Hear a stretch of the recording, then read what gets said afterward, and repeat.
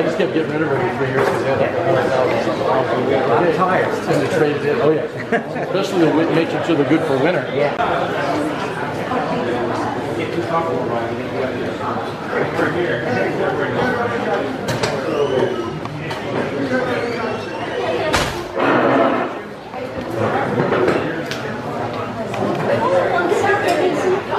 So we're not just Otsego County people here. We have people who are being affected by this issue all the way up and down. And we hope that tonight becomes a very important, informative, and educational session for all of you who attend. I'll turn this over to Ryan. Hi, I'm Ryan Fagan. Come up and use the mic, please. You have to use the mic for everything. Sorry.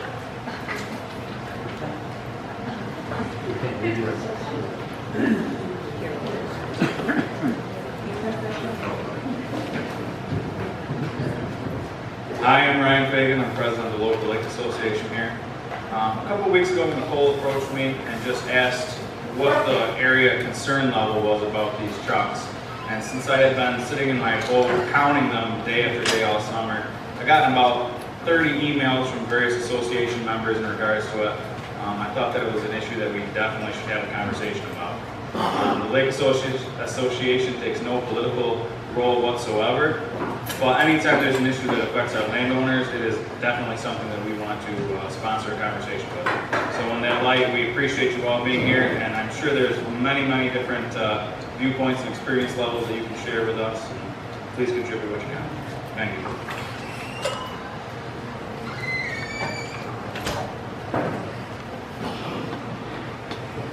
I'd like to ask JoAnn Gardner to come up and say a few words from the town of Huston. Hi, my name is JoAnn Gardner. I live in Gardner, right on 205, right on the route that the XNG trucks take up to Manheim. JoAnn, we can't hear you. Oh, okay, sorry. I would say that there are close to 100, if not more, trucks that pass by my house every single day, morning, noon, night, 7 days a week. With the recent publicity over the crash, it seems like they're being a little bit sneakier now and coming later. My husband was on the road on Monday at 4 a.m. and the trucks were traveling in groups of 4.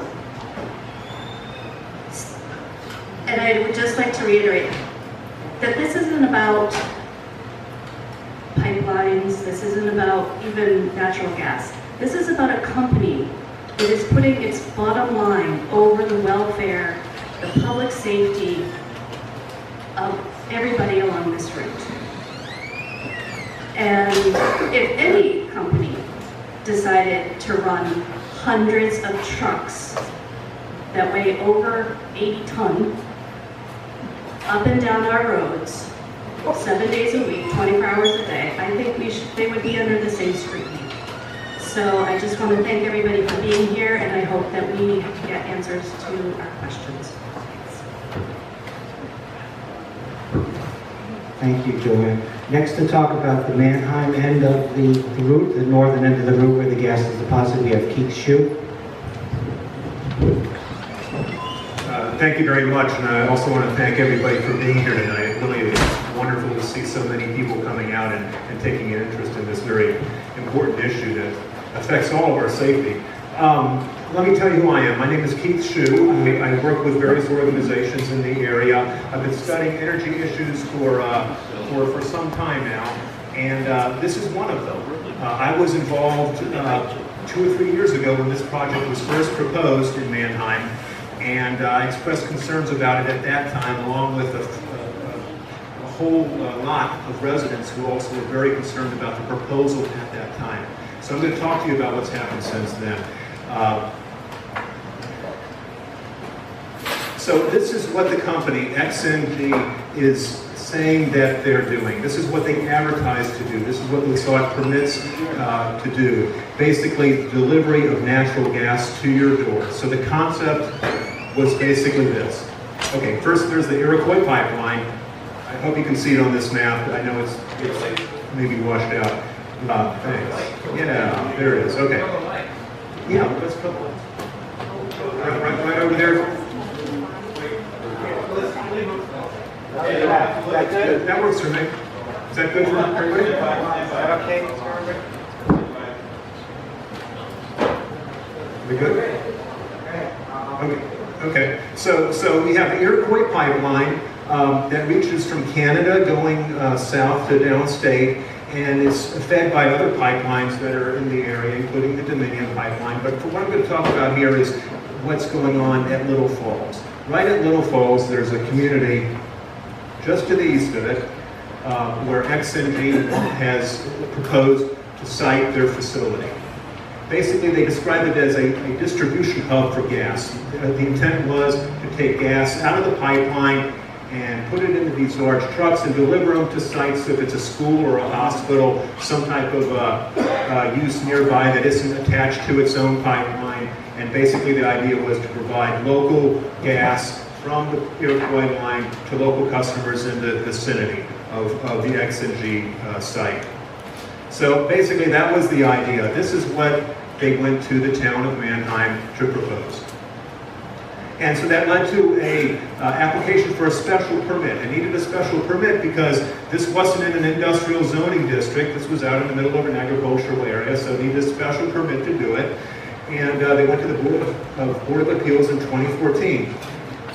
Okay, this is text from what you see on the right there. Specifically, they told the town that they would be, their proposal was for construction and operation of a compressed natural gas truck filling facility, filling the trucks, adjacent to the main line of the Iroquois gas transmission pipeline. So that led to an analysis that was performed by the town that also produced documents and reports and so forth. The town, based on information from the applicant, said that 8 to 45 trucks would be filled per day depending on seasonal demand. 8 to 45 trucks at this site. And specifically for the purpose to provide end users, commercial, institutional, industrial facilities with gas in their operations. Okay, the idea was that trailers containing the compressed natural gases are brought from the proposed filling station to the end user site. See, it's the same thing. Basically, the idea being that this is local delivery of gas to local customers. Well, in parallel with this, XNG was talking to the Public Service Commission, the state PSC, and basically saying the same thing. There was a debate that was going back and forth about whether they should be regulated as under the state and what the meaning of their gas plant was. And their argument was that we're not a gas plant because we're delivering just to individual local customers, and that's it. Well, we know that's not what's happening. So anyway, what happened is they went through their site plan approval process, public hearings were held, they went through the seeker process, the State Environmental Quality Review Act process, and this is what their plan shows. What you're seeing here is basically the facility with electric compressors. Okay, these are not gigantic compressors, these are electric compressors that push gas, pull gas out of the pipeline and put them into these trucks over here. Basically, trucks will come into the site, go through this filling area, and then leave again. Okay, and then you have some storage area here for some other trucks. That was their site plan. And despite fierce opposition, I knew the folks who were fighting, and I was one of them, this thing got approved anyway. So then what happened? Well, for a while, not much. For a while it was relatively quiet. I mean, there really weren't any customers to speak of, so there wasn't a whole lot of things going on until about February of this year. Because in February of this year, a lot of noise and activity started to be happening at the site. Everybody was wondering what was going on, and then suddenly, it hit us like a big wave. We found that there were trucks, you know, going up and down 205 on a regular basis, hundreds of trucks a day, reports of trucks driving recklessly at very high speeds, and like I said, a dramatic increase of operations both at the Mannheim site and at another site down in Pennsylvania, which was kind of interesting. And so, you know, some of us got into cars and followed these trucks, figured out where they went.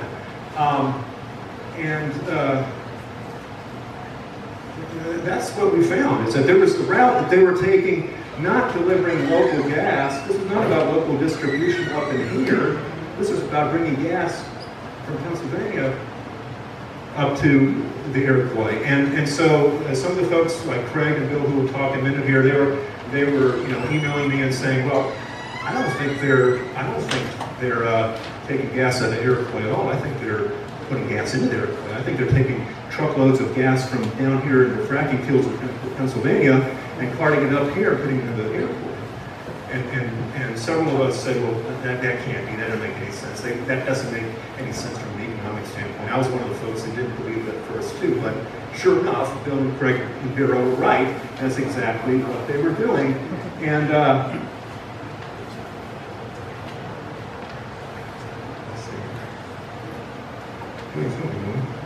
with this online, and basically this is a smoking gun, basically explaining all the stuff that Richfield wants to do in the future. And sure enough, one of them is pointing directly to this issue. The XNG Mannheim facility, 50,000 decatherms per day of gas. So that's about 50 million cubic feet per day of gas that they be transporting. So, okay, this is more slides from their presentation. 350 trucks per day. 350 decatherms per truck, up to 50,000 decatherms per day. You can do the math and end up taking 143 trucks per day. This is far in excess of what they told Mannheim. This is nothing to do with them. And lots of others of us contacted DEC, contacted DOT, Department of Environmental Conservation, Department of Transportation, New York Attorney General, the Federal Energy Regulatory Commission, and trying to figure out what's going on here, who's in charge, is anybody in charge? Unfortunately, we discovered this. It was a regulatory no man's land in which there's really no government agency that wants to really take jurisdiction and take responsibility for what's happening here. That's a problem. When the state's saying, it's federal, it's interstate commerce, we don't want to deal with that. And the federal government, the FERC says, well, it's not an actual pipeline, it's trucks, and we deal with pipelines, not trucks. Basically, you have this finger pointing this way, where nobody wants to take jurisdiction or authority over what's going on. So, one thing did happen, because of the noise we made, because of the attention we brought to the issue. We pointed out to DEC that something happened significant in February of this year. There was some operation, some building, some other equipment that was added to the site in Mannheim. And sure enough, when DEC investigated it, they found that that XNG had illegally installed another compressor. Now, this wasn't an electric compressor like the other ones. This was a gas-fired compressor, a big compressor. And this was the thing. This was the compressor to push gas from trucks into the pipeline, contrary to what their application was for originally. So, DEC gave a notice of violation. We've been told that there might have been some kind of fine levy. We don't know what that is. But that's the status right now. And so just to tell you what was happening here. This is the original site plan. What we found was that in addition to what you're seeing here is that other activities were going on right in this area. There was another compressor being installed and other equipment right in this area over here. You see this space here, which corresponds to over here, where these trucks are just sitting there and their cabs aren't attached, there's nothing actually going on there. And instead trucks are supposed to be fueling and filling right here. Well, in reality, okay, this is the site. The place where trucks are supposed to be fueling for, okay.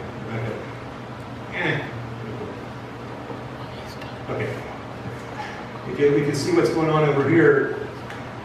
There's no cab on that truck. That's just parked in there. They're not actually doing any local filling up at all at the moment, apparently. Everything that's really going on here is behind these other trucks on the other side, and I'll show you that in a moment. It all relates to this thing. That's the piece of equipment, the new piece of equipment that they added without getting permits for. This is the additional compressor, the gas-fired compressor, the big lazy thing that they added in February.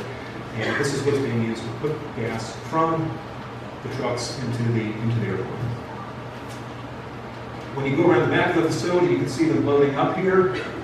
And Bill and Craig are going to talk a little bit more about what's inside these trucks and how they operate. But this is where the loading occurs in an area which was supposed to be just where trucks are parked and not where any fuel is. So, well, operations are very different from what we were told, what the public was led to believe. So, since then, what has happened? Well, aside from being told that they made a violation and now apparently they're still operating, XNG is still operating. Serious accidents are occurring on our roads, which the next two fellows are going to talk about. And winter's coming. So when winter comes, what happens? You get snow and ice and so forth. We're going to see more of this stuff potentially. Anyway, that leads to my next student. Can I ask a question? Do they have a permit for that thing now? Or are they working without it? They were issued for a notice of violation. My understanding is that they were given some kind of fine. They are still operating now, so Yeah. you know we're looking into that, see what the status is.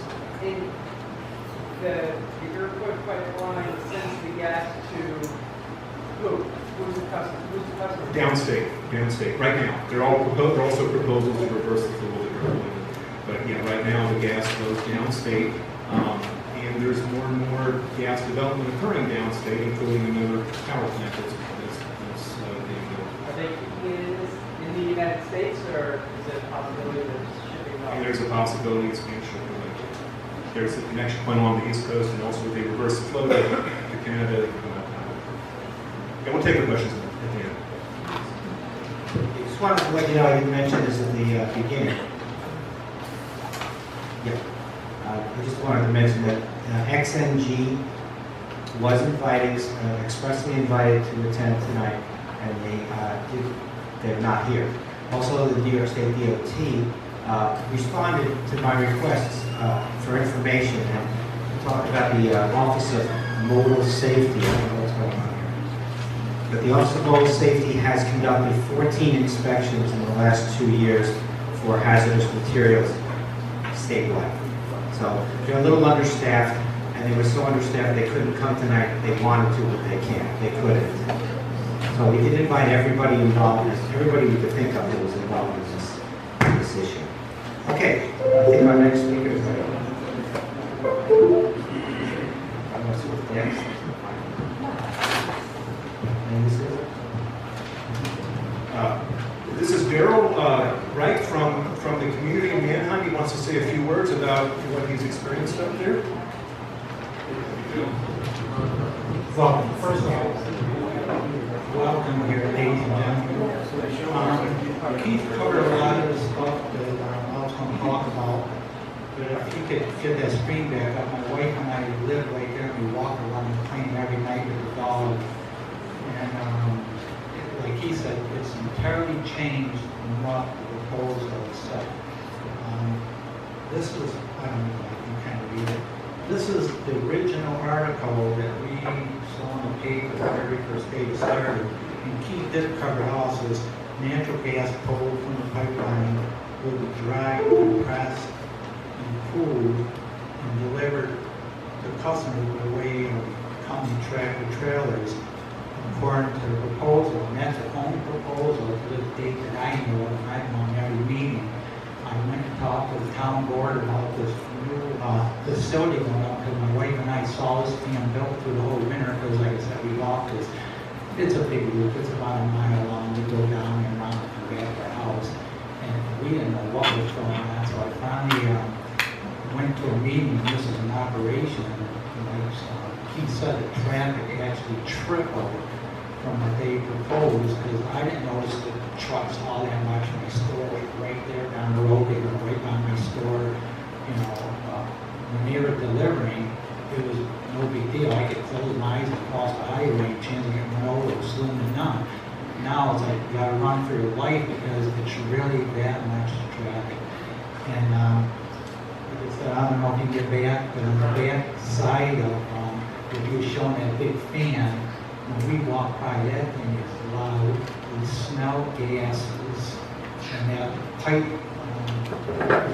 the pipe right there at the top has a little flap on it, and that screams some noises out. I don't know if they're releasing gas from the lines or what they do with the fan and stuff. You know, we have to listen to this. It doesn't happen every night. It seems Saturday night that new compressor runs all night long. My wife and I put a beautiful little cabin up on our hill. We have a gorgeous yard, nice overlook of the valley. And now we have to close our windows and that because I can't sleep because of the noise of this compressor running all night long.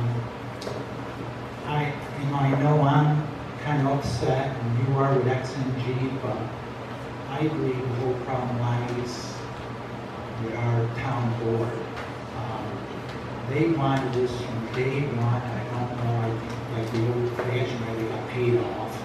Something had happened because they tried to pass this thing through without any of us knowing anything until we got a whiff of it. And this turned into a half-year argument. And we had 100, probably what's in this room or more, against this thing. And it still went through because it was a done deal from day one. And then I went to a meeting 2 months ago maybe about this new thing going on. And my town supervisor said, oh, that was in the proposal. Duh. I didn't know anything about it. And then we have a guy on the planning board that's just up on the next road. And I see him a lot. He's a farmer, hard worker, all farmers are. And I stopped him and I said, Bill, Bill told me something. I said, Bill, can you go through your proposal and see if there's anything in it about them bringing it in? He said, Daryl, I don't have to. You know, we talked a lot. I knew he didn't want it. My job is being on my board. If everything's in order, I have to pass it on our board, the planning board, but they just look at things. That's all they do. It's not their decision. So people understand the politics. The planning board just has to go with the plans. If the plans are ready to pass it. But he told me there was nothing whatsoever in his paperwork about this new thing going on. So I want to finish up here, and I just want to apologize to you people because it's our town board that has pushed this on you people, not XNG. I'm not standing up for XNG, but being a business guy, businesses are going to do what they can do, wherever they can do it if they're allowed. But it's up to our town boards to listen to us, the people, the residents, their community, you know, to maybe do it our way and not their way. And that didn't happen. So unfortunately, all these problems that are coming along were shoved on you by our town board. And I'm going to apologize for them, although I shouldn't, but at least I'm representing our community as a type of person. I am a business guy. I respect people's rights and I care about it. And that's why I've been doing it for 44 years, because I enjoy new people. And unfortunately, we have town boards. I don't know how your town boards are, but ours is not too great at the moment. So I just don't leave on that note. I'm sorry this is happening.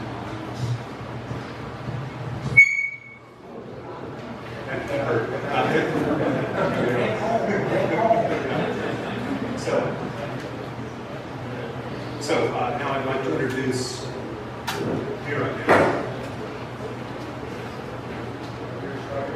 This is Vera Scroggins.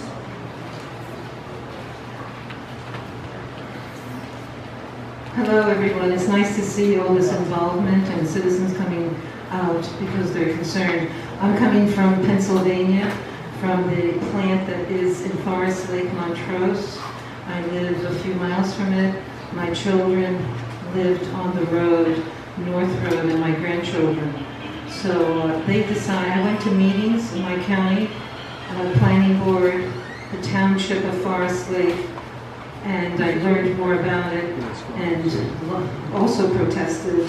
And there were a lot of people who protested because what they did is they put this plant right in the middle of a field where there's cows and a dairy nearby and a lake called Forest Lake and homes right near it, right next to it, surrounded by homes. So they put this on 10 acres, 2 compressors, and now they started with the trucks in February, and they go on this country road called North Road, and it passes by my children's school at the time. It's an elementary school, my grandchildren, and then it goes every 10 or 15 minutes. There's 1 or 2 trucks that pass by. And since February, we've already had 3 rollover accidents and for this company. I also decided to follow them at one point. It might have been in March, and I do a lot of videotaping and photographing.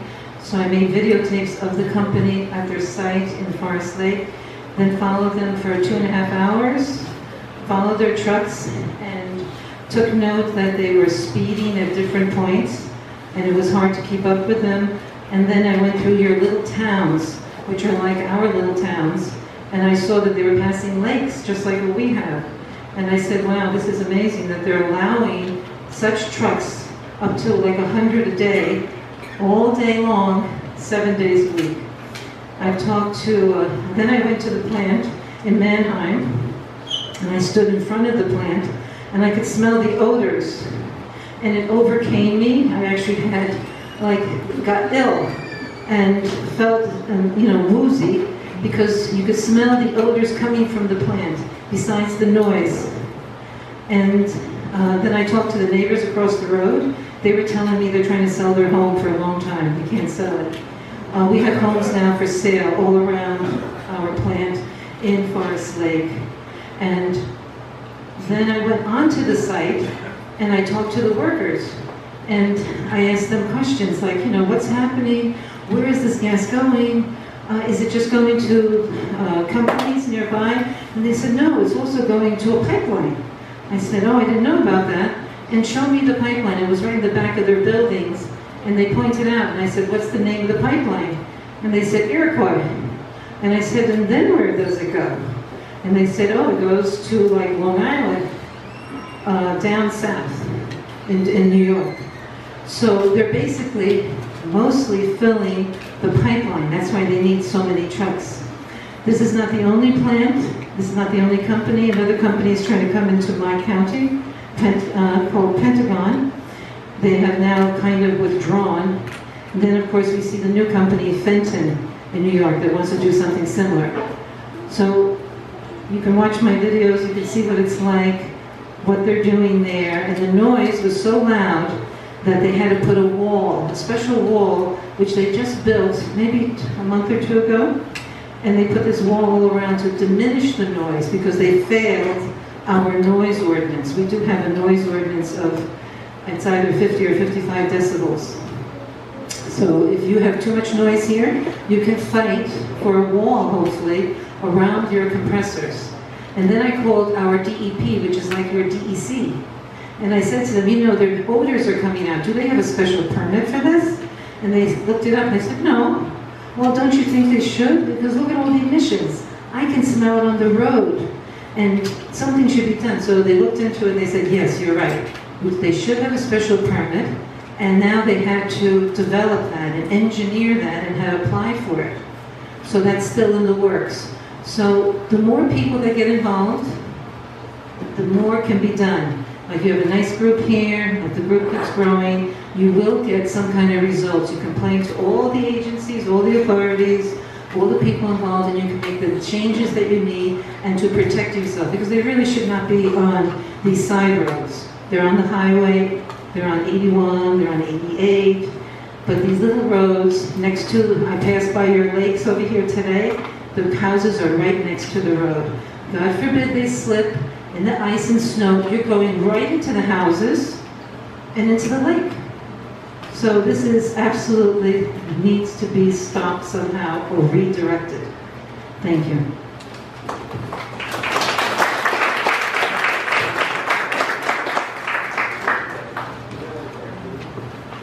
Check, check, check.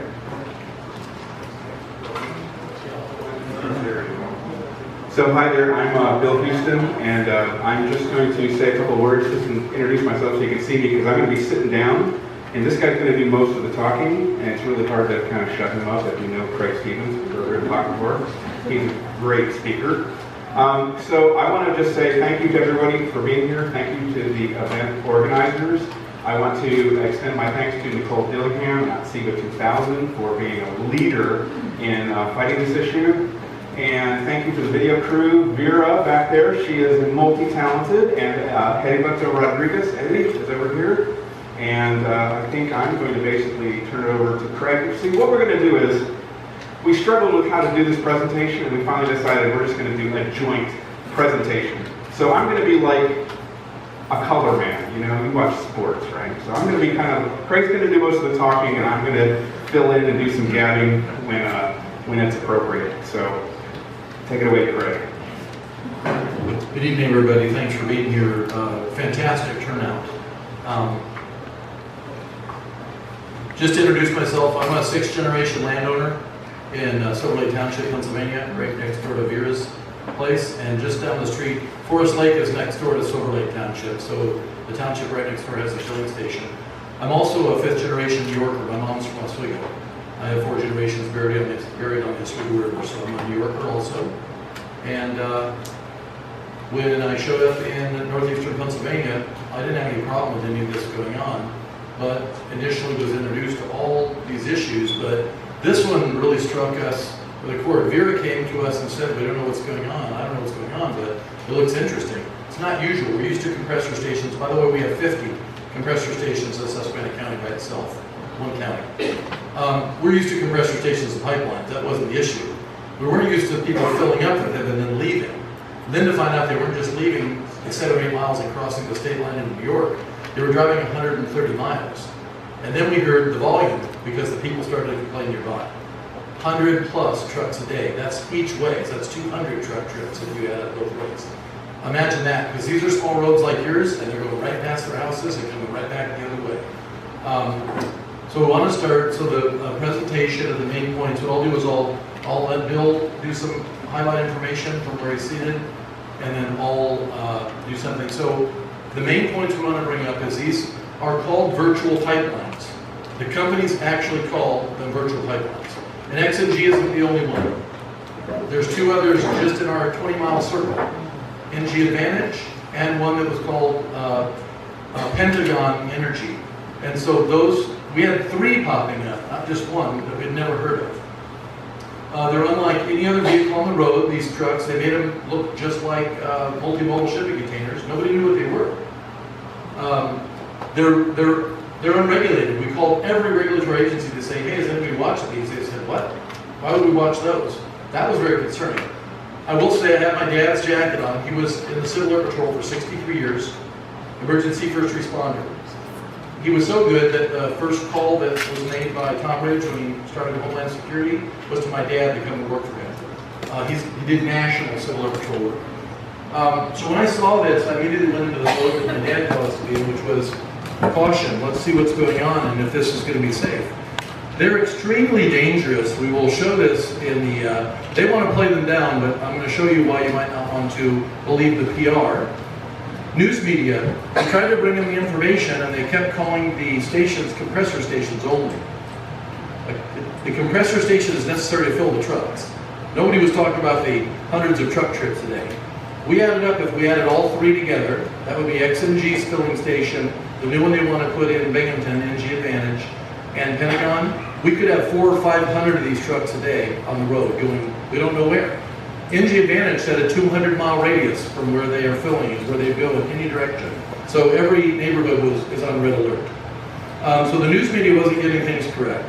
XNG has turned out, and we'll show you, to be, we call them bad actors. They're not being good corporate citizens. They're not being good neighbors.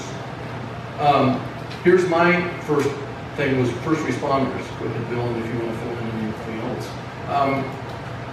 So let me just say my bio a little bit. So I am by trade, I'm a computer geek, and in terms of this discussion, I'm a layman. I'm just like you. I'm not special. I don't have any special credentials or anything. But I do have a basic background in science. Can you hear me okay? I have a basic background in science, and I know a little bit about the law, and I know how to research and find things on Google and other places. So, what kind of science? What kind of science? Could be social science. Okay, well, electronic engineering. I've worked in integrated circuit design fabrication facilities. Very little to do with trucking. Okay, well, I'm just saying I have a very good background in science, and if you want to question my credentials, you can, we can you know, I'm going to cite evidence for what I'm going to show you here today. Don't believe me, I'm nobody. You look this up yourself and you prove me right or wrong. I'm a videographer. I do public service work. There's a rumor that is constantly been going around. Vera and I just dealt with this recently, that people call us paid activists. I'm not a paid activist. I'm a volunteer. So we already covered that, Bill, you can go ahead. So let's discuss what these are. These are not propane bottle trucks. We'll show you the difference. Those tanks on the right there that you see are carbon fiber tanks designed to go into space. They're super lightweight. They made them lightweight to shoot up in the air, not to ride on trucks. They're very high tech. And as it says, NASA developed them as for rocket motors. So this is another use for them. Carbon fiber properties. If you look up carbon fiber, it's as thin as human hair, and they're wrapped. They wrap them around, and then they wrap them lengthwise and around. These tanks have a plastic inner liner. That's what holds the gas, the CNG in, under very high pressure. The problem with that is they're fragile. The tanks are fairly fragile because they're carbon fiber. Under pressure, they're fine, but if you release the pressure from them and go below 200 pounds per square inch, they collapse and they have to be thrown away. And the trucks are very expensive. They're like $500,000 and up. Each trailer that's attached, they've had 3 rollovers, we'll show you more about that. That is $500,000 per rollover. That trailer goes in the trash can. So, pipelines, as we know, are not popular all over the United States. Just don't think about New York or Pennsylvania. You're seeing people rise up. And here's why. They attempted to put a pipeline across my property, and the only reason I'm bringing this up is they said they were going to take the property by eminent domain. I'm a right-wing conservative. I didn't like that. They showed up with a gun and say, you're going to take my property. That gets us Scottish people a little bit unhappy. So these are ones that even New York itself have decided they didn't want, and they didn't happen. These are projects. So the opposite is virtual pipelines. And know this, these companies are not pipeline companies, nor are they natural gas companies. These are bankers. Each one of these companies are owned by investment bankers. Just look them up, all 3 of those companies and anybody else doing this. So we're comparing the pipelines to the XNG virtual pipeline here. If you notice, they're pretty much the same on the distance. Constitution also is from our area. That has been something that's been hashed out here in New York for a long time, but 25 miles of it is in Pennsylvania. You'll notice the time it takes to set up one of those if you can get it built. We found out that these can be set up, if you have the money, in 6 months or less. You can set up the facility, buy the trucks, and start rolling with absolutely no oversight by anybody. And if you can find anybody that will oversee this, tell me, because we called every agency. Go ahead. And instead of $1 billion of capital investment, it's $75 million and about $5 million a year in operational costs. We feel fairly confident in this number. There is no oversight, so there's no environmental impact study or statement needing to be done, like you do with pipelines. Their route is flexible. They can go in any direction they want. That's problematic to me. At least with the pipeline, it's a straight line through a prescribed course, but it is limited in scope. So with these, and we're just showing the back and forth fact between the two. I'm not picking any sides here. By the way, I have a 16-inch gas line across my 6th generation property, so we were all in, my family. Intermodal shipping containers, so they will go on ships, trains, and truck, the back of a trailer. Here's what the hexagon Lincoln looks like. You'll notice, instead of what we'll show you the other type, this has long cylinders. There's 4 of them. There's another model that they put a 5th one underneath the bottom. And this is the Titan from Hexagon Lincoln. They've only been in service for about 5.5 years total. This is brand new. This is like finding a new star up in space. It's brand new. And this is the exact model that flipped. This is what a more typical setup and paint, decal job. Notice that this one, let me go back, sorry about that.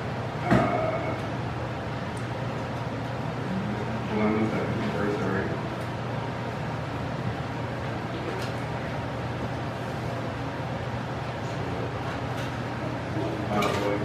Okay, so here's what I want to show you here. That you see this right here, you see this white box behind the cab?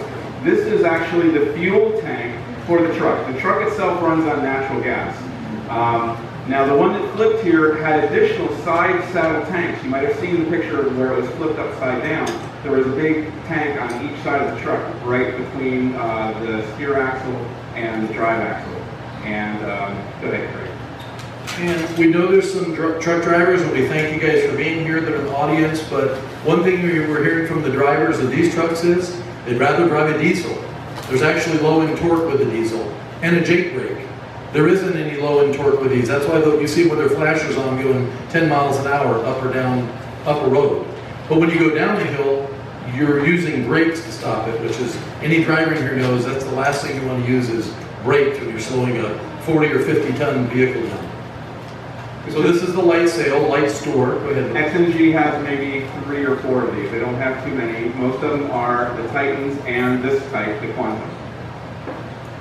So the VP650 has what we call sausages. You'll see 45 tanks means they have 3 wide by 15 long. The larger one, they added another 6, so it comes out to 51 tanks. They initially started all these at 3,600, extremely high center of gravity. So when you watch them go on a small road like yours and near us, they are rocking back and forth when they make turns, which is not something any driver here, that I'm sure any professional driver would like to have, is one rocking back and forth. This is just a timeline graphic here. It kind of shows some important timelines, like or time events, like when the Titan was first registered in 2012 by the US DOT, and the other thing to note here is all the ones in orange are accidents, blowouts, just basically motor vehicle problems that they've had throughout history. So you'll see NG Advantage listed here, but XNG, XNG, XNG, XNG, XNG. So when anybody from XNG, and we wouldn't have any problem if any of them showed up tonight, they could talk about that. But these are not us making, we have the 911 audios, we have the pictures from the incidents. These are all real rollovers. They're having a problem. We even have I even talked to, on the boat manufacturers, I talked to their chief engineers. Yeah, we have a rollover problem from the guy at the company that manufactures these. Go ahead, Bill. So these are brand new. This is what you're watching. This is the first that we can find of the use of a virtual pipeline. Welcome to your neighborhood and ours. They're driving right through all the neighborhoods. It's never been done before that we can find in the United States. They actually were delivering locally, but the customer base is not that big, so they had to find a way to drag. Craig, explain what you mean by local. What are you talking about? Picking it up locally and driving to a customer. It could be a hospital or some other facility that needs gas that's not near a pipeline. That was their business model all over the United States. They're not following that business model, as you know, when you look out your front window if you live along the lake here on 205. So this is the first pipe to pipe. They told everybody on both sides, Vera will tell you, they told everybody this was to fill up. They even got grants from Pennsylvania. They asked for grants, $200,000 times 2, that they were going to be filling up CNG and dropping it off at alternative fuel filling stations. Guess how many of those they did? 0. I called up and let the grant people know, and guess what? They're not getting the $400,000 in grants because they weren't doing anything that they applied the grant for. And the people that discovered this operation are right here in this room, Craig, Vera, and myself. Nobody knew what they were. Absolutely nobody knew what these were. Thought it was another compressor station. Vera heard it was a filling station. We didn't know what that was, and we saw the trucks driving. By the way, sorry, New York, because they're only in our community for about 7-8 miles, and then it's 123 plus miles each way. And so, sorry to you guys. They're totally unregulated, and we've contacted everybody. Nobody wants to touch this. New York State DOT, PennDOT, New York MPA Attorney Generals, New York Public Service Commission, PEMA, Pennsylvania Emergency Management, New York DHSES and OEM, FERC. Matter of fact, when you had the rollover crash here, I called New York State's Office of Emergency Management. They called it the propane bottle truck that flipped over. no guys, don't blame it on a propane bottle truck. It's not a bottle truck. They didn't have any idea what this really was. That's what they told me on the phone when I called to check in. They are dangerous. This is a video of one that did not explode. You'll notice that they had a forklift in the back. It broke loose and ran through the pressurized tanks. Well, let's say it did explode, but there was no source of ignition. So this truck, so what happened was, there was an unsecured forklift in the back of this 20-foot box truck. And he went around the corner like 10 miles an hour, and the forklift rolled, and it rolled forward. And you see right in the back, just like, see those fuel tanks? Just like in the back of the XNG trucks. And one of those carbon fiber tanks, a little one, look how little that one is compared to the big one we saw on the Titan. It ruptured one of those, and just the force of the explosion, just the force of the escaping gas, destroyed the truck and killed the driver. So this is a lot of pressure, 3,600 to 5,000 PSI. You don't want to be anywhere near one of these when it releases that pressure at a rapid rate. They're more than 2 to 3 times what modern pipeline pressure, we covered that earlier. There is a potential for an explosion. Let me use a scenario. When we were here a couple weeks ago, and we attended the meeting that was in Otsego, I went out to the crash site because I never went to the crash site in Pennsylvania, but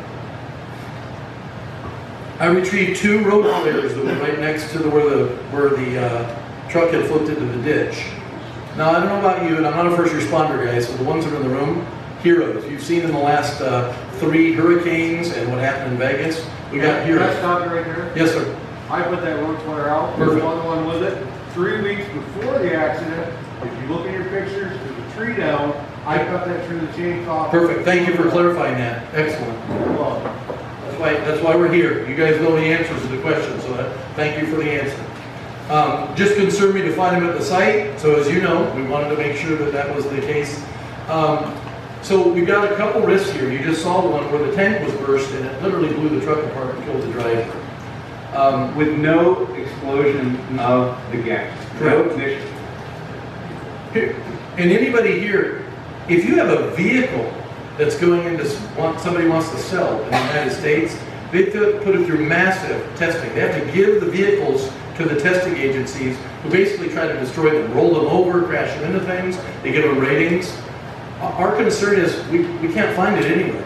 If anybody here knows of any information showing that they've done some type of destruction testing on these, we'd love to see it. What happens when a train runs through the middle of it? What happens when it hits an object that has holes or beams in it where it punctures right through? I mean, what happens when it releases? Or the nightmare scenario we found is the diesel tractors. If they leak in a crash and it goes underneath this trailer and it has an ignition source, first responders, these carbon fiber tanks are notorious for not holding up under high heat.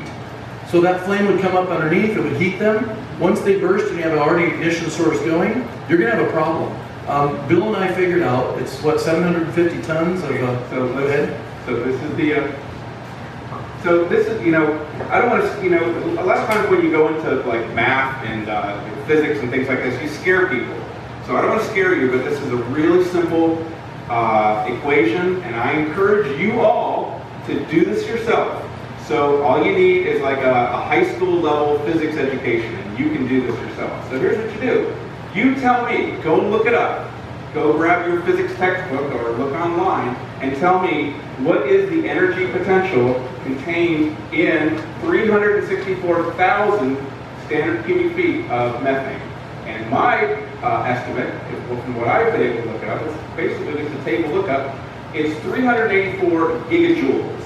By the way, 384 gigajoules happens to be the same as 92 tons of TNT. This is the explosive potential that we're talking about here. So, just as a frame of reference, I'm famous for my train analogies. If you've ever seen one of these big giant coal cars that loaded with coal you see millions of these all over, right? Delivering coal. That's 100 tons.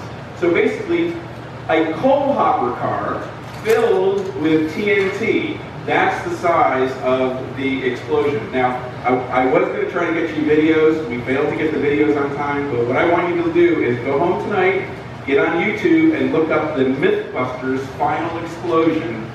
Look at the size of that explosion, and then imagine in your mind multiplying it by 50. And the other thing is, we had a CNG bus explosion that was very, very dramatic. I'll see if I can call it up real quick. Do you want to talk for a minute, Craig? No, we're good. No, go ahead, next slide, please. Okay, so this is my slide. So one of the things that I've done is as just a citizen activist. I mean, some people fly model airplanes for a hobby. I do public service work for a hobby. I'm a public service researcher. One of the things that I did was I've done a multi-year survey of all of the largest natural gas pipeline failures in United States history for the last 20 years. And I've looked at this formula called the potential impact radius. I don't want to get too lost in this, but I'm just letting you know that I have a little bit of expertise in looking at the impact radius of natural gas explosions coming from pipelines. So according, I've been asking around, what is the potential impact radius of a catastrophic failure of one of these trucks? Nobody can tell me.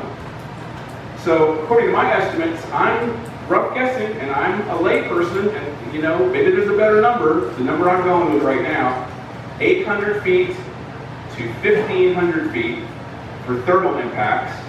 And if there is ever a catastrophic explosion where we lose all of the gas, here's the scenario. If the tubes get punctured, it forms a big vapor cloud, and then it finds a source of ignition. That is the doomsday scenario. That's going to create an explosion so big, nobody has ever seen anything like it. This has been a level of neighborhood, if that ever happens. And my estimate is 8,000 feet for explosive impacts. That's 1.5 miles. And if anybody here doubts, we've had explosions of compressor stations. We have 6 in our area. At least 4 or 5 of them have blown up sometime in the last few years. Blown up. Blew the roof, seam out. People had things fall off of their shelves in their houses 1.5 miles to 2 miles away. That's what happens when something like that happens, and that's nowhere near the impact radius here. We brought this up. Okay, so the trucks on our side, they fell over on their side on the road. Bad enough. And the problem we had with first responders, was these rollover crashes. One was in February and one was in July. And the first driver, believe it or not, was a female driver, flipped the truck over because of the instability. That's what she said. It just drove the tractor right over. She had to kick the windshield out, jump out of the truck. She had been struck in the head by a tow hook, so it fractured her skull. She didn't know that immediately, but she got hit by that. And her hand fell out the window, which broke, and it looked like hamburger on the outside. From the audio that we got, they asked, do you need a life flight? Nope. Do you need an ambulance? Nope. And the person that said that was the fire chief from Forest Lake, who happens to work for XNG. So understand this, I have ultimate respect for first responders, but to deny, she did not get transported for an hour and a half. She had a fractured skull. They noticed her eyes getting black all the way across because the tow hook hit her in the side of the head. So they made her wait. She got transported, but 2 hours later, all they did was clean her hand off with betadine and let her out of the hospital. That's the problem we're having is we want to make sure that no matter what, the people get treated properly. And by the way, they said no injury on that crash, no release, which by the way on the audio it talks about the release from the methane from the tractor and the release from the trailer itself.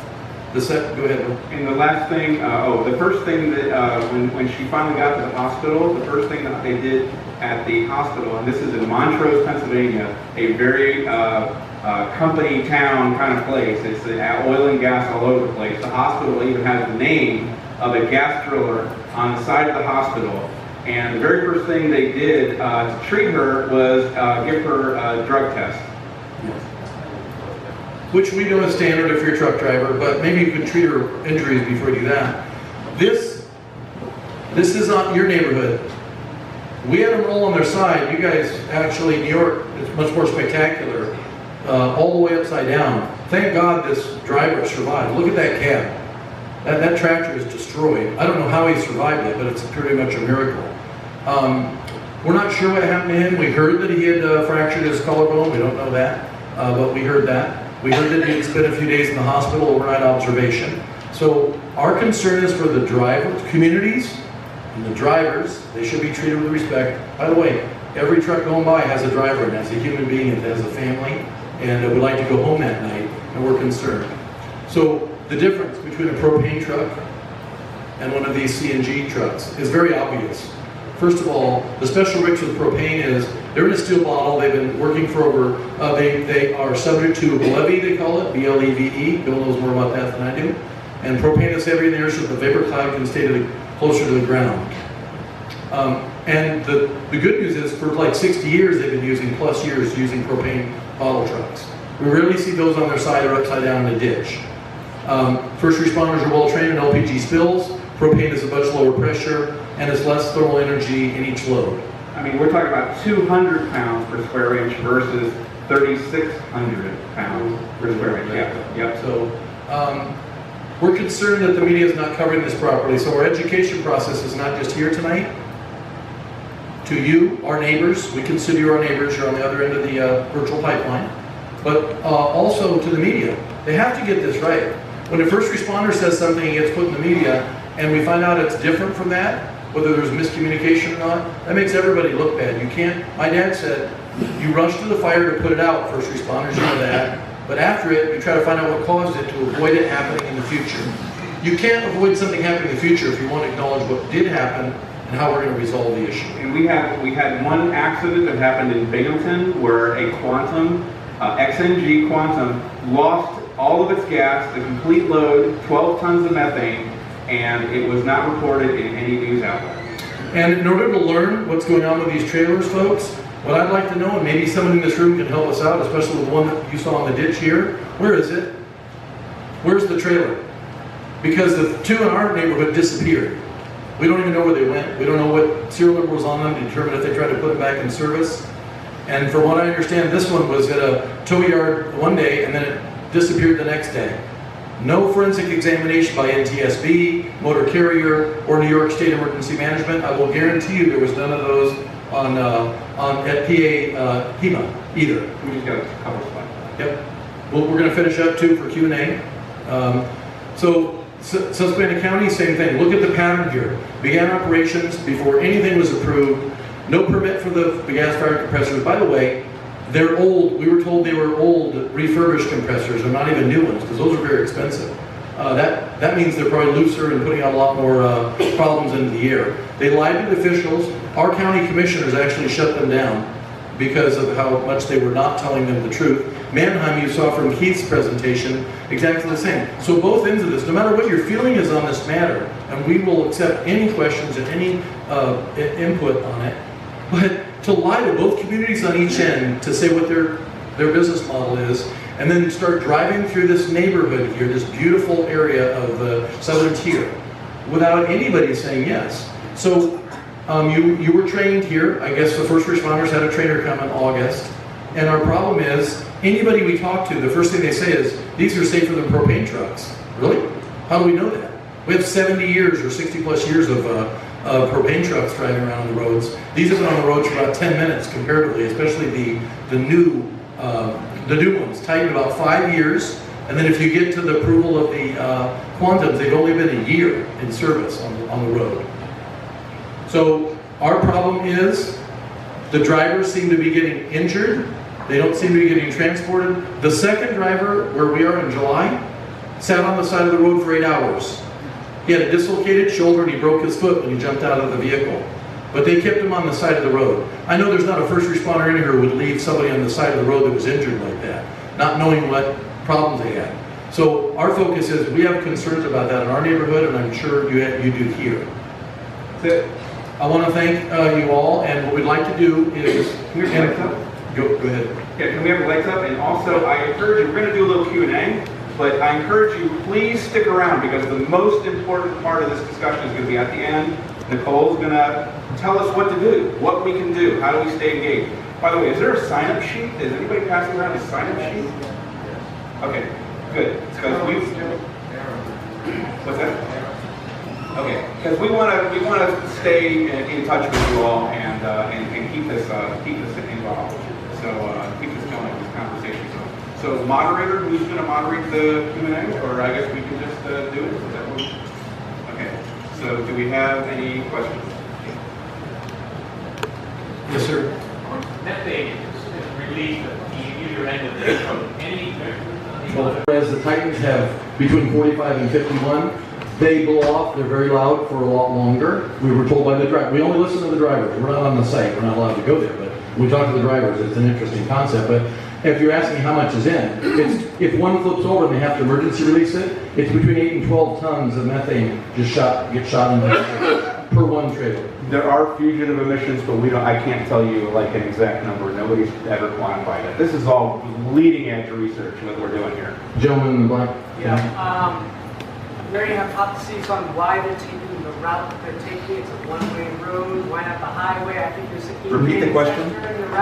Repeat the question. Is there any hypothesis on why they're using your beautiful small roads next to your lake here? And I will tell you, we've heard from the drivers. We know the first two drivers. And one of the things that's going on is that is the most direct route if you put a GPS is driving here, but it is not the safest as far as we're concerned. And there's no scales. We're being told unless they purposely go to a scale, they're not being weighed. We have no idea how much these trucks weigh. And so that scares me too. How'd you like to get in a truck, professional drivers here without, I'll do a question later, but raise your hand if you have a CDL or professional driver's license or had one. Would any of you professionals get in a tractor trailer without knowing exactly what your load weighed? I mean, nobody does that. The reason is everything reacts differently when you do it. Your load balancing too. So there's the key. So we're concerned about that. It looks like they're avoiding weigh stations. We heard they're driving now between 5 p.m. and 8 a.m. because there's no DOT on either Pennsylvania or New York side. That scares me too. So they're loading up and driving fast and zooming, and then they slow down and take their time during the daylight hours because they know people are looking. That's not how it's supposed to be. They're supposed to follow the same rules and regulations during the day and at night. And just because somebody's not watching you or pulling you over doesn't mean you should be violating laws. Who's next? Yes, ma'am. Is there a possibility of getting a paper presentation from your presentation to study and be more informed? Sure. This is public. We want Bill. What's your feeling?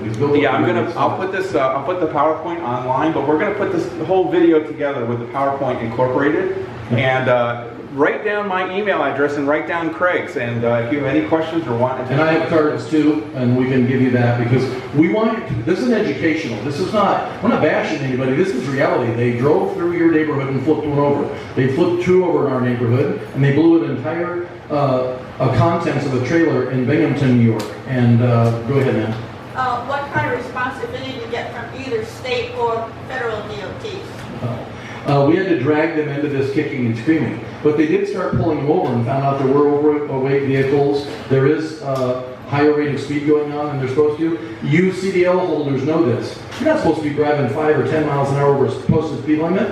And if you do, you might be going downhill. Nobody will bother you then. But when you're on a flat and you're doing 70 and 55, or doing 55 or 60 and 45, you're in trouble. You know what the ticket is, guys. You know what it would be if you were driving that vehicle, and that's what they're doing. And at night, come on, guys, there is no reason to be driving these tractor trailers on these small roads in pitch black at 2 in the morning at high rates of speed. If anybody just pulls out of their driveway that has a night shift, they're going to get creamed, and we don't know what's going to happen then. But our concern is for the community, our side and your side. This is education only. If you have input that corrects anything we have, we'd love to hear it. And we'd love the company to respond to this, but they might show up in the future. We'll be happy to work with them to get answers. What does DOT say? DOT, they're finally just now looking at getting engaged in the Pennsylvania side. They're very unhappy. We sent them the audio from the first responder audios for the 2 crashes. Nothing, what came out in the paper represented nothing of what was on the audio. It was completely opposite. I'll tell you, the director of PEMA for hazmat for Pennsylvania is very unhappy with what they're getting from this. And nobody called the National Response Center. You don't know what that is. It's a national agency number you call if there's a potential for release of hazardous material. Doesn't matter whether it's liquid or methane. We couldn't find a call. The only one we found a call on was the one where it released its load in Binghamton. But the 2 crashes where we were, where's the NRC call? Nobody bothered to call the NRC. What we're hoping isn't happening with these companies, especially XNG. Oh, we can't have another rollover with injury with release of product. Shh. They shouldn't ask any first responders to do that. They shouldn't ask the media to do that. We need to know what happened so we can avoid it in the future. Next, hold on. Let me go in the back. Ma'am, back there. I live in Manheim. Yep. We thought this has been going on. They hired a fancy lawyer. Yep. Who dotted all the i's and crossed all the t's. It was a done deal before it got done. They actually laughed at us. She's saying she's from Mannheim. They actually laughed at when they tried to fight. They got a fancy lawyer who basically threatens the community. They're going to get sued their pants off if they try to fight getting the thing in They there. started having the police come in during the meeting. Yep. To intimidate. I'm shocked. Is there any law enforcement here tonight? Any on-duty law enforcement? First meeting of this size I've ever been to where on any subject relating to oil or gas, especially pipelines or this, where we didn't have 3 or 4 either state troopers, and that's in the Pennsylvania side too. It's amazing. You want to learn about this. We are citizens, tax-paying citizens. I am of Pennsylvania. You are of New York, or wherever you live. We have a right to group together and ask questions, especially the people. You want to know what NG Advantage, if you want to learn about how that works, same thing. Small town, Fenton, New York, in Binghamton area. They came in, they railroaded it through the Planning Commission, and then it started up, and guess what? The communities went, wait a minute, and they got an Article 78. If you don't know what that is, they applied to the state, and the Supreme Court of the state said, whoa, Nelly. Why? Mannheim and Lake Forest, or Forest Lake, Pennsylvania, cannot make a decision on letting hundreds of trucks drive past your neighborhood. Those little communities can't make decisions for this entire room and everybody that lives in the communities along the route. That is not a decision that any little tiny community should make. If it was for a compressor staying there, I got it. But not for saying it's okay to release hundreds of trucks a day going each way, speeding, not getting weighed. Come on, that's not a decision anybody should be able to make. So if you want to watch one going on currently, NG Advantage and Fenton is another big thing going on where the community showed up. They had hundreds show up at the last planning meeting, double the size of this room, and none of them were very happy. 95+% were against the approval of it. Next question. I was not going to do anything because I'm pretty sure the guys in charge got their pockets lined. There's lots of stuff going on afterwards.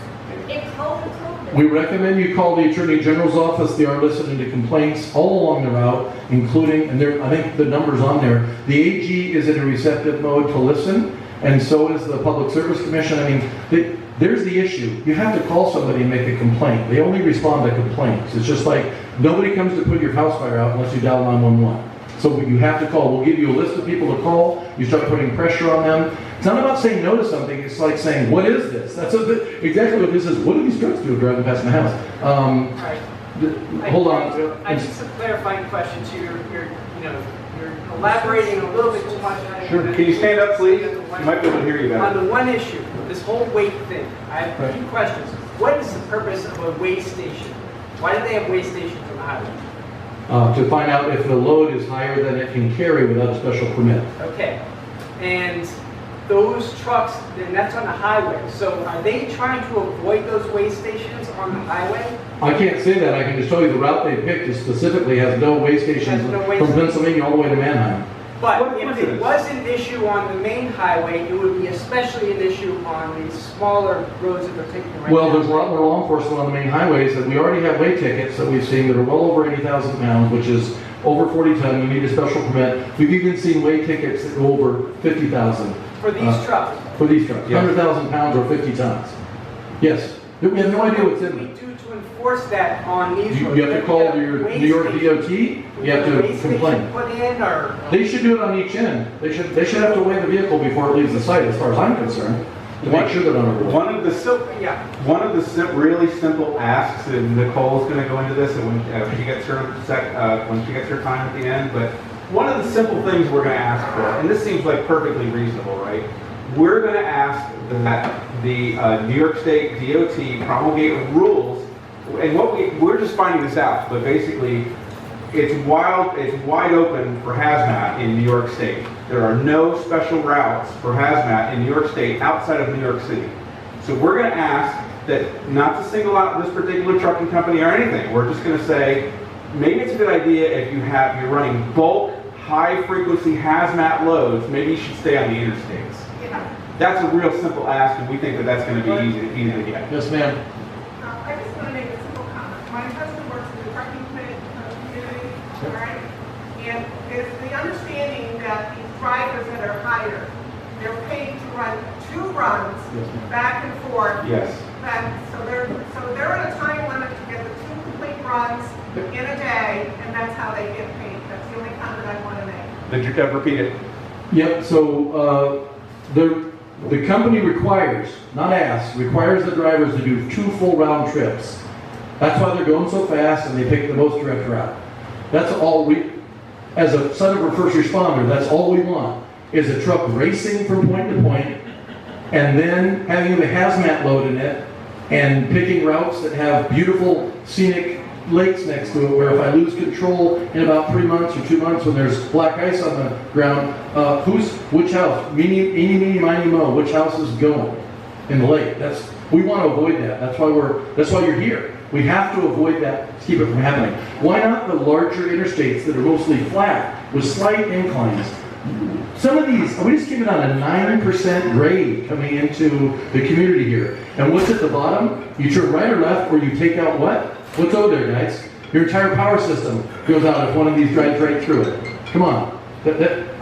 Why are they driving here? What's the purpose? And why aren't they considering that? It's like a race. You're watching a rally race, like with cars, back and forth. Who can get done the fastest and get 2 routes done back and forth 2 times in a 12-hour shift or 10-hour shift? Go ahead. Can somebody confirm that lives here? Are they in fact taking that 9% grade and into the? They are. Okay. Yes, in the back. Please stand if you can. I'd like to suggest that we let Nicole Dillingham make the presentation now, because there may be questions engendered by that. And I think How long do you need, Nicole? getting a lot of Okay, like 10 minutes? Okay, so we can take a couple more questions, then we'll turn it over to Nicole. Yes, sir. One further, Montego, the rest area, it's usually a way station. Mobile, the emergency stop before you go down Vickerman Hill, usually a mobile way station. I drove 10 years, never had an accident. 4% of your accidents are caused by tractor trailers. 30-some thousand people are killed a year. 80% of those 4% truck accidents are caused by your 4-wheelers. Okay, and that not the tractor trailer. Professional driver here, and he wants to make sure we're not picking on drivers. My grandfather drove truck for a living and the school bus in our area. Here's the problem I'm having. You have one company that has had 3 rollover incidents in 7 months. If you extrapolate how many truck trips they're doing and put just Walmart or UPS on there, driving the same type of large vehicles, their accident rate is probably 0.00001%. This rate is ridiculous for the same company to have these. And I'm telling you, we talked to... No, it's not. 2016, Otsego County had 32 truck accidents. Okay. From the same company or different carriers? Countywide. Got it. I understand that. Altogether, you had 1,036 vehicle accidents in the county. Our concern is that the same company has... 32 were truck.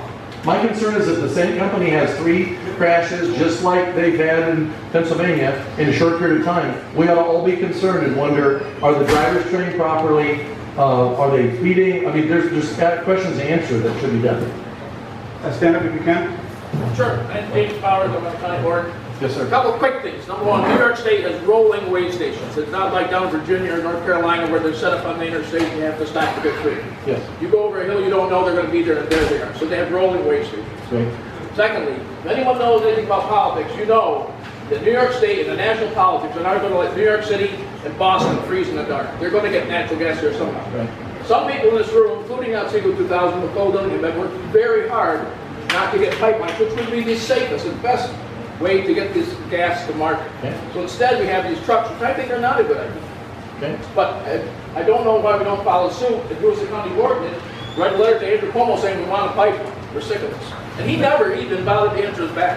And remember what I said earlier, I have a 16-inch gas pipeline with a possibility of a second one right beside it, I 20 think feet that's away. it, 2 of them. On my- Never a problem.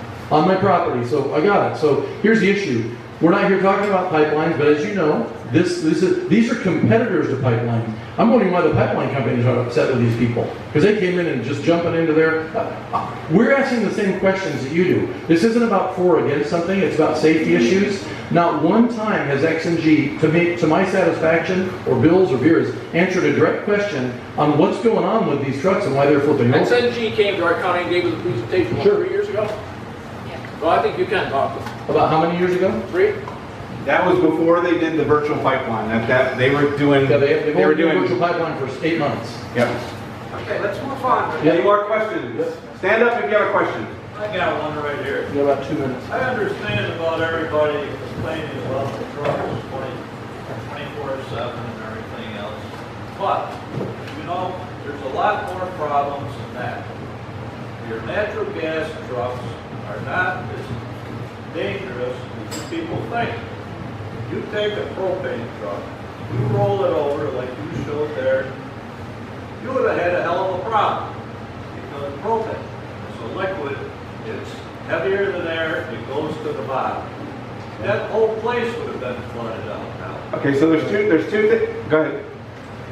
If the natural gas truck exploded, you had a leak in there, it would have gone to vapor. Okay, so there's a couple things we got to say about that. Number one, we aren't so sure about the dynamics of this thing, and this is something, an area that still needs to be studied, because we have at least two that I know of. The Milton, Vermont, and also the second one the one in Binghamton, where the first responders, we have the radio traffic, and in the radio traffic, the first responders are saying this is covering the freeway. A white cloud is covering the freeway. So we think what might be happening, there's a couple of theories. One theory is that this gas under very high pressure, there's something called adiabatic cooling, or adiabatic cooling. I'm not sure how to say that exactly right. But it gets super cold when you decompress the gas quickly. We believe some of this gas might be actually liquefying. So it's turning into a liquid vapor cloud that's actually sticking to the ground. We understand, that's what everybody says. Oh, it's just going to float away like happy balloons. But in fact, this vapor cloud, even if it goes up into the air 50 feet or 100 feet, even if it goes straight up, if there's some way that catches a source of ignition, we are going to see an explosion of biblical proportions. You would with propane. No. Absolutely not. You mean to tell me that if a propane truck rolled over, say it transport 10,000 gallons in a community, that would go in everybody's cellar. Down to Hardwick, along through there, that would go in everybody's cellar. And then you would get it ignite, it would blow the town. The risks are different. The fact is, as Craig said before, these propane bottle trucks have been traveling on the road for 70 years, and they have our very safe safety record. These trucks, hold on, these trucks have been on the road for how many years? I don't know 5. how long they've been on the road. I've been in the propane business for 30 years. And I've seen it. I've worked on those pumps. I've worked on the piping of those trucks. If you shear off one of those pipes on the bottom, it's gone. We're going to invite Nicole up, but I just want to put one last thing on that issue. Guess where the vents are on these trucks, folks, to vent out in an emergency? Sure, it's on the truck roll over, it's on the top. On the top. Right. So how do you release it when it flips upside down in the ditch? You're not going to. You're going to have an explosion. Uh-oh. Yeah, there's a problem is, that's what we're noticing too, even on their side, they have to, nobody will come and attach a wire to pick these things up unless they get rid of it. So we're going to bring Nicole up to cover what's happening next, information and things, but Thank you once again. This is an amazing turnout, folks, and you should be very proud of yourselves for just showing up, getting information, and learning about this, and also educating us. We don't know everything. We're new to this too. If you find anything that we can correct on this, so you can show us proof of, we'd be happy to do it, because we plan on putting this out along all the routes and making sure that people understand what's coming. Thank you. Thank you very much.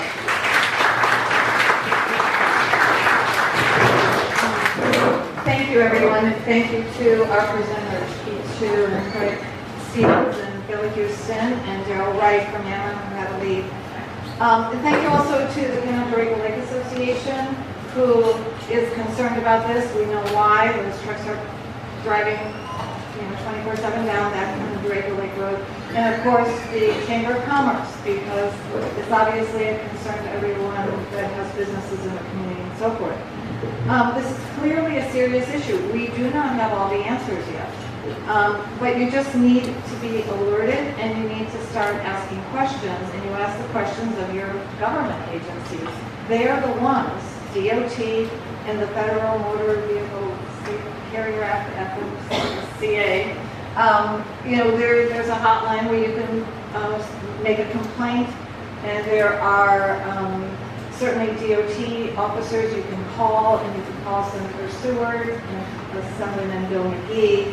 You could call the DEC and so forth. I have passed around a list of phone numbers. First and foremost, though, we have to be grateful for our county representatives that are here. Jim is here, and Keith is here. Andrew Stammel is here. Some candidates are here. Many of our town board leaders are here.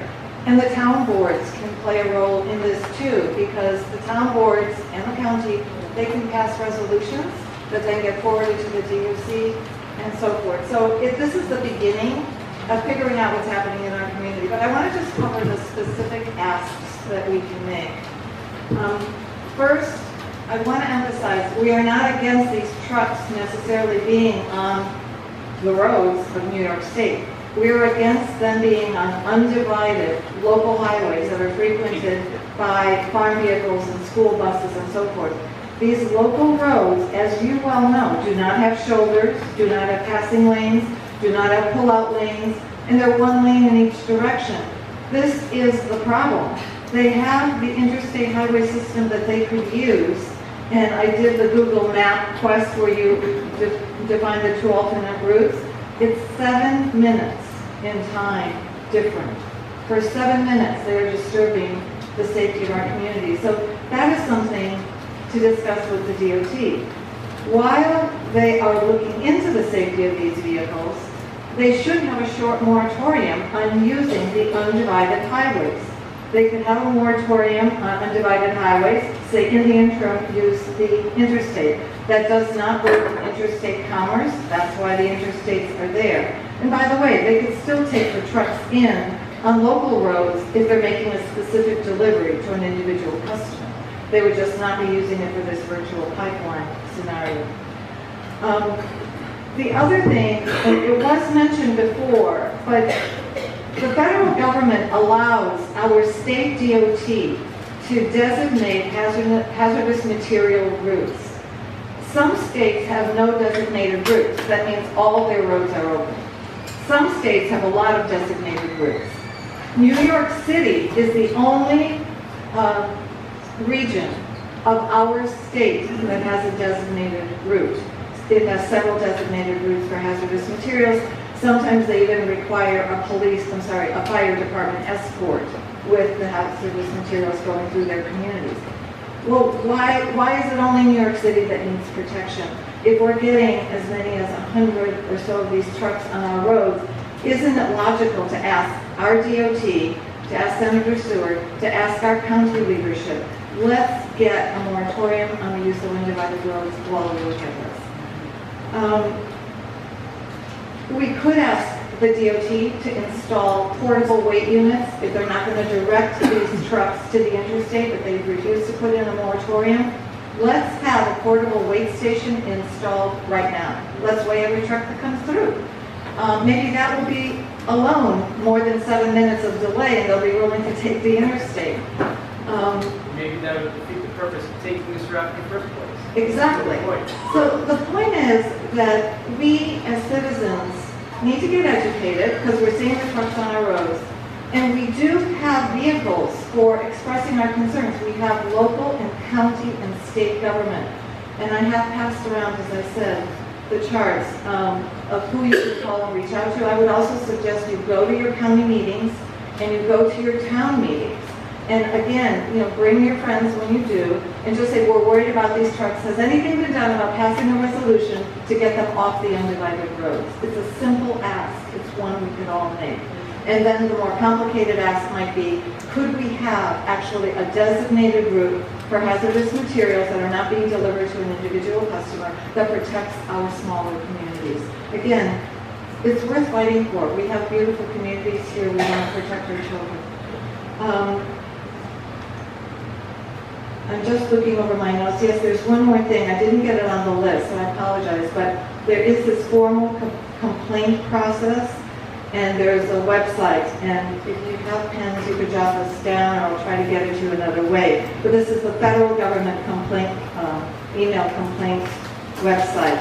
It's nccd.fmcsa.dot.gov.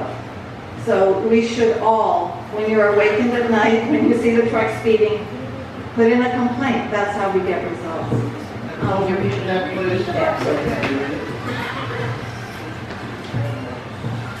nccd.fmcsa.dot.gov.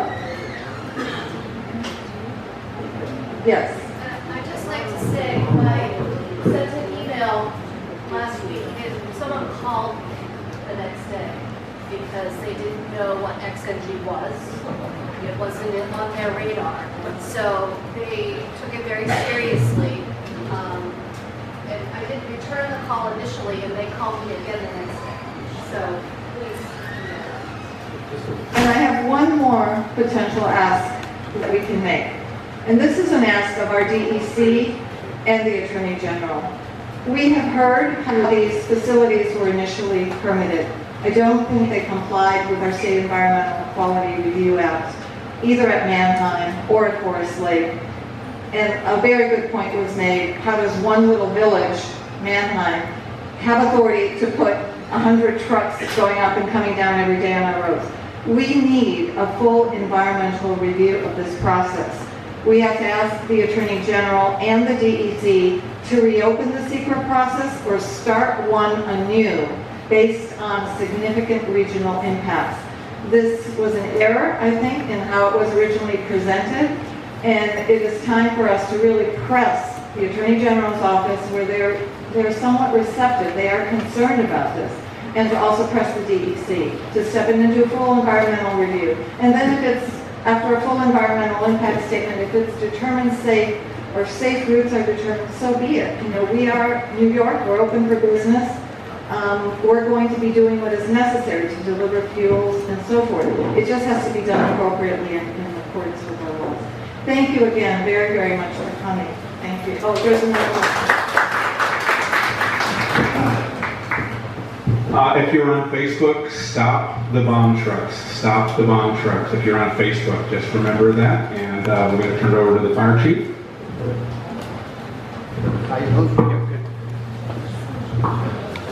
Some of you may know me, some of you may not. My name is Michael Thayer. I live less than a mile from where the truck turned upside down.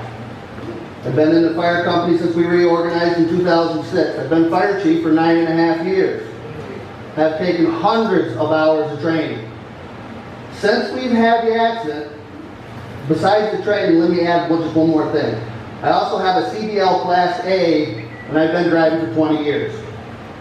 So I understand both sides of it.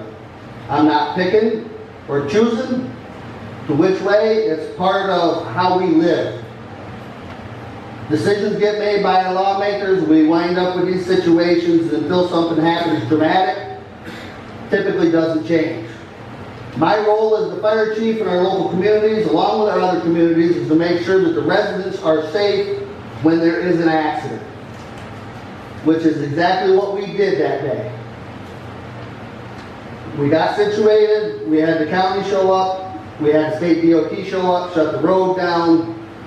When we did the training, before the accident had happened, over to the Meadows building, XNG came in, departments, police officers, sheriff's department were all invited by Art Klinger to come in and get the training because we knew this was happening. We had actually contacted XNG before the county did, and they were extremely receptive to the first responders. They invited us up to Manheim to go through their facility, to go through their trucks, and answer any questions that we had. So that way, if and when something did happen, we would be able to protect the community to the best of our ability. Had any inquiries on training, what had happened, or even stuff that came about. The reason why I couldn't answer your question on our Facebook page when you asked it was because number one of HIPAA violations, which I don't know any medical professional realize HIPAA, any kind of medical aspect of somebody that gets injured or hurt or is in a hospital, as first responders, we're not allowed to discuss that. Chief, I wasn't asking about the name of the victim. You were. It was in the... What I was asking for was details about the truck, the style of truck. I was asking technical questions, and I got banned from your page. That wasn't me. Like I said, I gave my response, which you probably still have somewhere, that, like I said, people have people have bad days. This gentleman, I seen the press release in the paper today, I'm assuming from the sheriff's department, that the gentleman, they did their analysis and found out that the gentleman was reaching down for a soft drink out of his lunchbox. The road was foggy, and he veered off the road and turned the truck upside down. Anybody that's been up to the accident site realizes it's not very difficult to get a truck upside down in that particular spot. It was fortunate that it happened there, out of any other place. Like I said, I'm a realist. I realize that we have a lot of stuff in our communities that go on every day that we're not even aware of. Like I said, XNG trucks are something new, and there's a lot of them. Can't help that. Like I said, if you sit down on your roads and watch the tractor trailers roll through and look at the placards to see what some of these trucks are hauling, Walmart, New England Express, I mean, just to name a few. If you knew what was in those trucks, it would scare you, because it scares me. And as far as pressure goes, the carbon fiber tanks may not be field tested in these trailers for an extended period of time. We've been using them in the fire service for more than 15 years. When your house, loved ones are trapped in fire, we strap carbon fiber tanks, 4,500 PSI, onto our back to go into the building to save your loved ones. It's been tested. We've never had any problems with that, and I'm not saying that there couldn't be problems with that. But you need to take everything in context. We do stuff every day that's to the limit. Some people not so much, some people more so. As a result, things happen. But I would like everybody to know that the first responders in this area are up to speed, and if you have any questions, it's not that difficult to get hold of. Like I said, now that the Sheriff's Department has done their investigation and had their findings, and the gentleman is out of the hospital, he did have a broken collarbone, and we did take him immediately to the hospital. Like I said, my priority is safety, not only for the gentleman in the accident, but the people on the roadway. And when the tow company came down to get the truck right side up, the trailer happened to be empty, which they're considered empty, still has 200 PSI of compressed natural gas in it. They opened the doors up, checked everything, all the mounting bolts on that particular trailer they showed us at the training, things to look for. Couple light notes, when we went through the training, we took it was a 6-hour class. They took us out to the trailer, showed us everything. Running the length of them trailers are thermal sensors. So if that trailer encounters any kind of heat, it releases the gas, either out the top or out the back. So There's a manifold set. They'll release it so that it doesn't actually blend. The gas, for those of us that aren't of the scientific mind, most anything, I don't care if it's gasoline, diesel fuel, natural gas, propane, needs a certain mixture in order to become a serious problem. When they showed up to the accident site, we shut the road down, we made sure the telephone lines were off, no electric lines within a mile. Turned off all the trucks. Like I said, part of their procedure was to drain the tractor down so that in case they rolled it over and took off all lines and punctured the tank, it wouldn't be an issue. I don't agree with what they're doing, I don't condone what they're doing. But from the first responder standpoint, they have been, to us, professionals so far. We haven't had any issues. Like I said, we came in, took a 6-hour class with them, got all situated, showed us the trailers. We had any questions, gave us name, contact information. If we ever needed to see another, train more people, which we're in the process of doing, unless everybody gets to shut down, then we won't have to mess there. Yes? Hi, my name is Chris Brown. I'm an attorney and I also live in Mannheim. My understanding is that the trucks are not necessarily at this point always labeled with the XNG sign on them. Is it your understanding as a first responder that all of their trucks are labeled with XNG, or are some of the trucks that we're seeing going down the highway with the dusty sides and no marking and the HAZ symbol on the back, are some of those also XNG trucks? Did they address that? Yes, they did. Okay. And they also addressed it at the accident, because originally in February, when they started the program, they were using subcontractors to haul the trailers. Anybody that's been in the trucking industry realizes subcontractors, any guy that owns his own tractor, hooks underneath the trailer, because this operation is a drop and hook operation. That's how they're able to make it between Vestal, New York, where they have a depot, and Mannheim.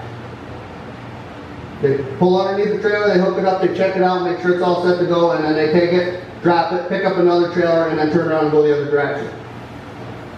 They told us the day of the accident that they were now into it enough that every tractor has an XNG logo on it that they have. They told us that they have more control over the personnel of their own hiring than they do if they subcontracted out to owner-operators.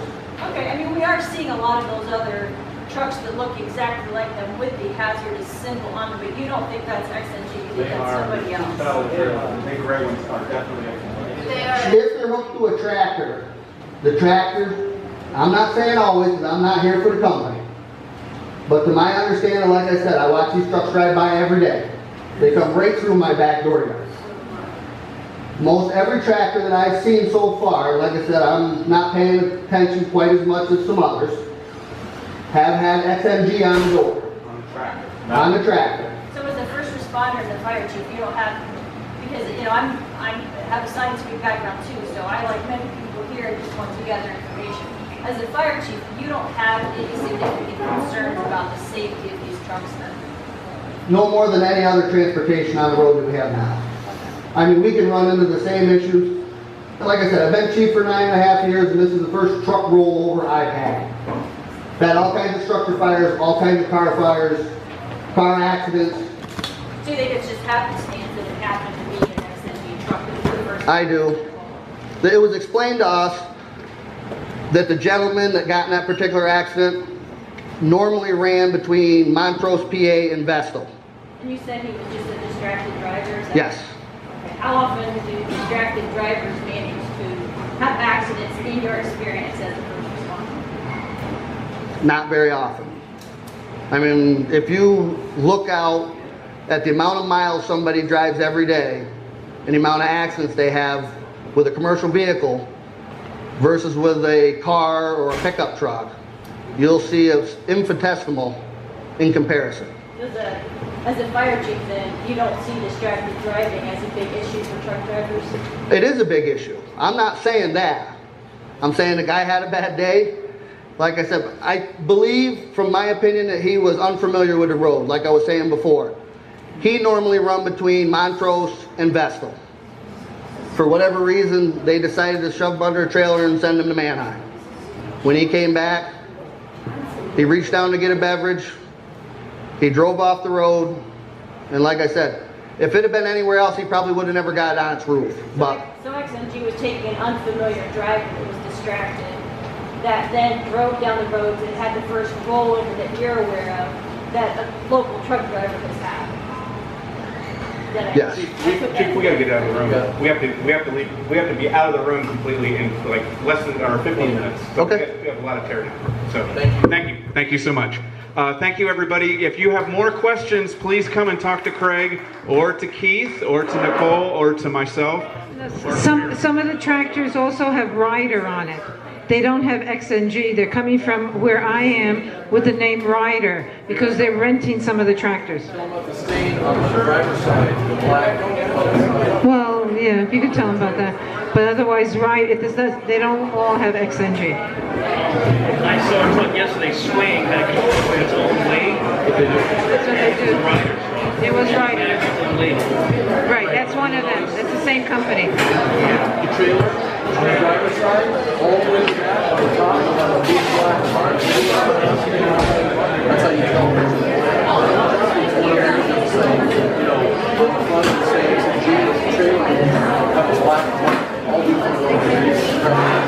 So that's how you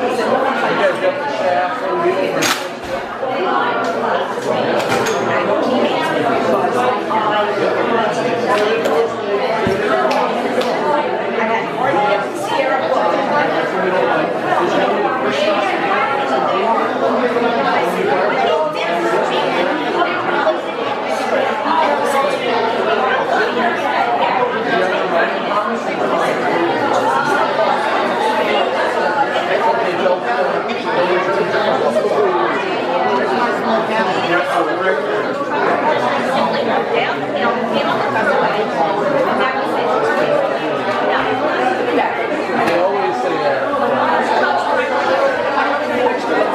Oh, yeah.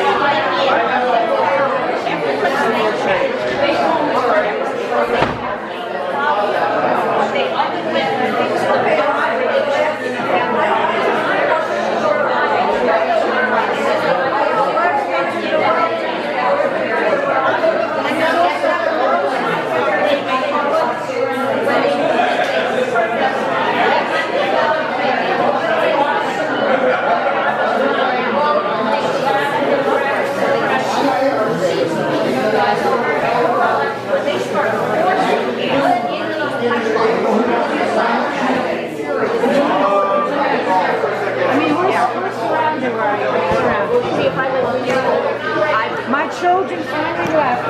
You know, when I talk to my grandkids, they have to. They finally moved all my kids, 2 grandkids, across the border to New York. The last one's just left in Brooklyn. And I was glad. I said, I'm moving to a different township. You're moving to a different town. Oh yeah, you got it. See, I already. I'm on $100 acres of property in the middle of nowhere. But it doesn't affect me. It doesn't affect me. But it affects the area. It's horrible. It is horrible. It's a